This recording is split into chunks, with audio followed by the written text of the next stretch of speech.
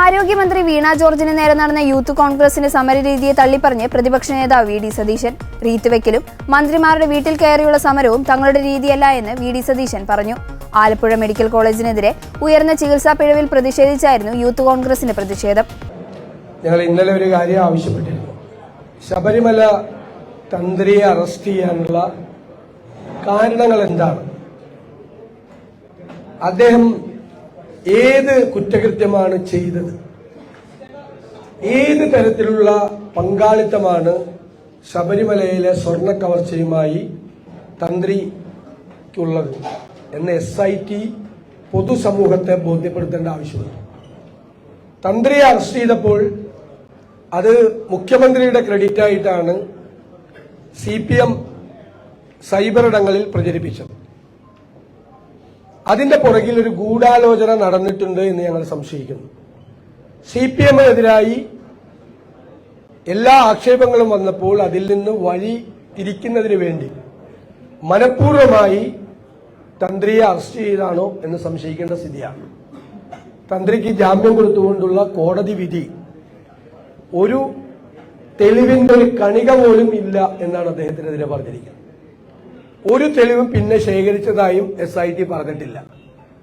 ഞങ്ങൾ അന്ന് ജനുവരി 11-ന് ഞാൻ തന്നെ പത്രസമ്മേളനം നടത്തി പറഞ്ഞു, തന്ത്രിയെ പോലെ ഒരാളെ അറസ്റ്റ് ചെയ്യുമ്പോൾ എന്ത് കാരണത്താലാണ് അറസ്റ്റ് ചെയ്യുന്നത്, എന്താണ് കുറ്റകൃത്യത്തിൽ അദ്ദേഹത്തിന്റെ പങ്കാളിത്തം എന്ന് വ്യക്തമാക്കേണ്ട ബാധ്യതയുണ്ട്. ഇനി മുൻ മന്ത്രിയെ അറസ്റ്റ് ചെയ്താലും അത് തന്നെ വേണം, എന്താണ് പങ്കാളിത്തം എന്ന്. അത് പറയാതെ അറസ്റ്റ് ചെയ്ത് 40 ദിവസം അദ്ദേഹം ജയിലിൽ കിടന്ന് കോടതി പറഞ്ഞിരിക്കുന്നു തെളിവിന്റെ കണിക പോലും ഇല്ല. തെളിവിന്റെ കണിക പോലും ഇല്ലാതെ ഒരാൾ, ശബരിമല തന്ത്രിയെ പോലുള്ള ഒരാൾ 40 ദിവസം ജയിലിൽ കിടക്കേണ്ട സാഹചര്യം വന്നതിനെ കുറിച്ച് ഗൗരവതരമായി അന്വേഷിക്കണം. ഹൈക്കോടതിയുടെ മേൽനോട്ടത്തിൽ തന്നെ അന്വേഷിക്കണം എന്നാണ് ഞങ്ങൾ മുന്നോട്ട് ഡിമാൻഡ് വയ്ക്കുന്നത്. പിന്നെ സംസ്ഥാനത്തെ ആരോഗ്യ മേഖല വെന്റിലേറ്ററിലാണ് എന്ന ഞങ്ങളുടെ ആരോപണം ശരിവെക്കുന്ന തരത്തിലാണ് ഓരോ ദിവസവും നടക്കുന്ന സംഭവങ്ങൾ. എല്ലാ ദിവസവും നടക്കുന്ന സംഭവങ്ങൾ ഒറ്റപ്പെട്ട സംഭവങ്ങളാണ് എന്ന് ആരോഗ്യമന്ത്രി പറയുന്ന കാര്യങ്ങൾ എല്ലാം ഇപ്പൊ ഒറ്റപ്പെട്ട ആയിരക്കണക്കിന് സംഭവങ്ങളായി, കേരളം മുഴുവൻ വിഷയങ്ങളായി. അപ്പൊ ആരോഗ്യരംഗത്തെ സിസ്റ്റം മുഴുവൻ തകർന്നിരിക്കുകയാണ്. അതിന് നമ്മുടെ അപകടം മനസ്സിലാക്കേണ്ടത് വലിയ ബ്ലാക്ക് സ്റ്റോൺ പോലുള്ള വലിയ കമ്പനികൾ ഈ സ്വകാര്യ ആശുപത്രികളെ ടേക്ക് ഓവർ ചെയ്യാണ്. ഒരു കിടക്കയ്ക്ക് 2.5 കോടി രൂപ തീരുമാനിച്ചിട്ടാണ് അവരിത് എടുക്കുന്നത്. അതോടുകൂടി ചികിത്സാ ചെലവ് ഗണ്യമായി വർദ്ധിക്കും. സാധാരണക്കാരനും ഇടത്തരക്കാരനും ചികിത്സ തേടി സ്വകാര്യ ആശുപത്രികളിലേക്ക് പോകാൻ പറ്റാത്ത സ്ഥിതി വരും. അപ്പോൾ നമ്മുടെ പൊതു ആരോഗ്യ സംവിധാനം തകരാതെ നിർത്തേണ്ടത് ഗവൺമെന്റിന്റെ ചുമതലയാണ്. ആ പൊതു ആരോഗ്യ സംവിധാനം ഏറ്റവും ഭംഗിയാക്കി നിർത്താൻ വേണ്ടിയിട്ടാണ് ഞങ്ങൾ ആരോഗ്യ കോൺക്ലേവ് നടത്തി 300-ലധികം ഡോക്ടർമാരെ പങ്കെടുപ്പിച്ച് വലിയൊരു ഡോക്യുമെന്റ് ഞങ്ങൾ പ്രകാശനം ചെയ്തിരിക്കുന്നത്.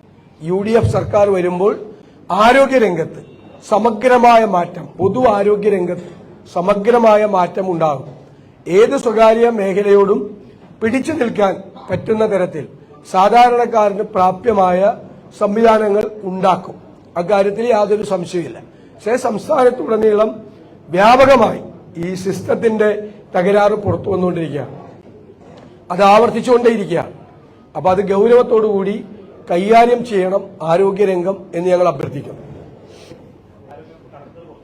അല്ല, അത് ഞാൻ ചെയ്യട്ടെ. ഞാൻ 2001 MLA ആയിരിക്കുമ്പോൾ എന്റെ നിയോജക മണ്ഡലത്തിലെ താലൂക്ക് ആശുപത്രിയിൽ 300 പേരേ ഉള്ളൂ OP-യിൽ വന്നിരുന്നത്. ഇപ്പൊ 1800 പേരാണ് ഒരു ദിവസം OP-യിൽ വന്നത്. അതെന്തുകൊണ്ടാന്ന് വെച്ചാൽ പല കാര്യങ്ങൾ കൊണ്ട്, ഇപ്പൊ MLA-യുടെ ഫണ്ട് കൊണ്ട്, മറ്റു ഫണ്ട് കൊണ്ടൊക്കെ ഇൻഫ്രാസ്ട്രക്ചർ ഡെവലപ്മെന്റ് ഉണ്ടായി. 1. 2, സാധാരണക്കാരന് സ്വകാര്യ ചികിത്സ പ്രാപ്യമല്ലാത്ത രീതിയിലേക്ക് വന്നു. അപ്പോ കഴിഞ്ഞ 10 വർഷം കൊണ്ട് എന്ത് ഡെവലപ്മെന്റ് ആണ് ഇതിനകത്ത് ഉണ്ടായത്? പല സ്ഥലത്തും ആളില്ല, ഡോക്ടർമാരില്ല. ഇപ്പൊ ഉദാഹരണം പറയാം, തിരുവനന്തപുരത്തെ പുതിയ മെഡിക്കൽ കോളേജിന് വേണ്ടി കെട്ടിടം പണി പൂർത്തിയാക്കി. എത്ര വർഷമായി? അവിടെ ഒന്നും ചെയ്തിട്ടില്ല. അതേ അവസരത്തിൽ 3 കിലോമീറ്റർ അപ്പുറമുള്ള തിരുവനന്തപുരം മെഡിക്കൽ കോളേജിൽ ഒരു ബെഡിൽ 3 പേര് കിടക്കുകയാണ്. ഇവിടെ ഒരു കെട്ടിട നിർമ്മാണം പൂർത്തിയാക്കിയതാണ്. ആ നിർമ്മാണം പൂർത്തിയാക്കിയിട്ട് അവിടെ ഒന്നും ചെയ്യുന്നില്ല. ഇപ്പൊ കുറെ സ്ഥലത്ത് എക്യുപ്മെന്റ്സ് ഉണ്ട്, എക്സ്റേ ഉണ്ട്, ടെക്നീഷ്യൻ ഇല്ല, കാത്ത് ലാബ് ഉണ്ട്, ആളില്ല. ഇതാണ് സ്ഥിതി പല സ്ഥലത്തും. അപ്പോ ഗവൺമെന്റ് ഇപ്പോ കാസർഗോഡ്, വയനാട് മെഡിക്കൽ കോളേജുകളിൽ സാധാരണ നമ്മൾ താലൂക്ക് ആശുപത്രിയിൽ നിന്നും ജില്ലാ ആശുപത്രിയിൽ നിന്നും റെഫറൻസ് മെഡിക്കൽ കോളേജിലേക്കാണ് അയക്കുന്നത്. ഈ 2-3 മെഡിക്കൽ കോളേജുകളിൽ ചെന്ന് കഴിഞ്ഞാൽ റിവേഴ്സ് റെഫറൻസ് ആണ്. താലൂക്ക് ആശുപത്രിയിലേക്കും ജില്ലാ ആശുപത്രിയിലേക്കും പേഷ്യന്റിനെ അയക്കുകയാണ്. ആ സ്ഥിതിയിലേക്ക് പോവാണ്. 10 കൊല്ലം മുമ്പ് ഉണ്ടാക്കിയ മെഡിക്കൽ കോളേജുകളാണ്. 10 കൊല്ലം കൊണ്ട് ഒരു മാറ്റം ഉണ്ടായിട്ടില്ലേ? എല്ലാ മെഡിക്കൽ കോളേജുകളുടെയും പരിതാപകരമായ സ്ഥിതിയാണ്. പല മെഡിക്കൽ കോളേജുകളുടെയും കുട്ടികൾ പോയി താലൂക്ക് ആശുപത്രിയിലാണ് പ്രാക്ടീസ് ചെയ്യുന്നത്, പഠിക്കുന്നത്. ആ സ്ഥിതിയിലേക്ക് എത്തിച്ചു. ഇവർ ഒരു മാറ്റവും ഉണ്ടാക്കിയില്ല എന്നതാണ്, ശ്രദ്ധിച്ചില്ല ഈ മേഖലയെ. വാചകോടി മാത്രമായിരുന്നു. അതാണ് സംഭവം. അല്ല, അങ്ങനെയാണെങ്കിൽ എന്റെ വീട്ടിലേക്ക്, കന്റോൺമെന്റ് ഹൗസിലേക്ക്, ഔദ്യോഗിക വസതിയിലേക്ക് ഡിവൈഎഫ്ഐക്കാരെ ഇരച്ചു കയറി വീട്ടിലെ ചെടിച്ചട്ടികളും മറ്റതും എല്ലാം തകർത്തു.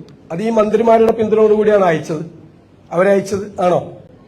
എന്റെ പറവൂരിലുള്ള എന്റെ സ്വകാര്യ വസതിയിലേക്ക് 30 പേര് വന്നു, ഡിവൈഎഫ്ഐക്കാർ വന്നു, ബഹളം ഉണ്ടാക്കി. വീട് അവിടെ നിന്നിരുന്നവരെ അടിച്ചു.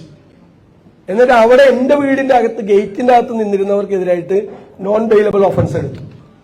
ആക്രമിച്ചവർക്കെതിരായിട്ട് കേസില്ല. ഞങ്ങളുടെ പരിപാടിയൊന്നുമല്ല സാധാരണ റീത്ത് വയ്ക്കല്. ഇപ്പൊ പയ്യന്നൂരിൽ റീത്ത് വെച്ചത് ആരാ? ആ റീത്ത് വെച്ചതിന്റെ അർത്ഥം എന്താ? കൊല്ലുമെന്നാണ്. നിന്നെ ഞങ്ങൾ കൊല്ലും. MN വിജയമാഷിന്റെ മോന്റെ മുമ്പിൽ റീത്ത് വെച്ചത്. ഞങ്ങളുടെ രീതിയല്ല, ദാസമല രീതിയല്ല. പിന്നെ എനിക്കിതല്ലല്ലോ ജോലി. മന്ത്രിമാരുടെ വീട്ടിൽ കൊണ്ട് റീത്ത് വയ്ക്കാൻ പറയലല്ലോ ജോലി. അപ്പൊ ഈ ചോദ്യത്തിന് കൂടി എന്റെ വീട്ടിലേക്ക് ആളുകളെ പറഞ്ഞു വിട്ട് തല്ലി തകർത്തത് മന്ത്രിമാരാണെന്ന് കൂടി മറുപടി പറഞ്ഞാൽ മതി. അല്ല, അങ്ങനെയൊന്നും ഞാൻ മന്ത്രിമാരുടെ വസതിക്ക് അകത്തേക്ക് കയറുന്നതിനോടൊന്നും എനിക്ക് യോജിപ്പുള്ള ആളല്ല. ആ മന്ത്രിമാരുടെ വീടിനകത്ത് കയറുന്നതിനോട് യോജിപ്പുള്ള ആളല്ല. പക്ഷേ എന്റെ വീടിലേക്ക് അതിക്രമിച്ച് കയറിയവർക്കെതിരായിട്ട് കേസില്ല, കേസ് പോലും എടുത്തില്ല. എന്ത് നീതിയാണ്? കേരളത്തിലെ പ്രതിപക്ഷ നേതാവിന്റെ ഔദ്യോഗിക, ഇപ്പൊ ഇതെടുക്കുമല്ലോ, കേസെടുക്കുമല്ലോ. പ്രതിപക്ഷ നേതാവിന്റെ ഔദ്യോഗിക വസതി ഗവൺമെന്റ് തന്നല്ലേ, ഔദ്യോഗിക വസതിയിൽ കയറി തല്ലി തകർത്ത് അക്രമം ഉണ്ടാക്കിയവർക്കെതിരെ കേസെടുത്തില്ല. മനസ്സിലായേ? ഇത് ഞാൻ പറഞ്ഞില്ല, പറവൂരിൽ എന്റെ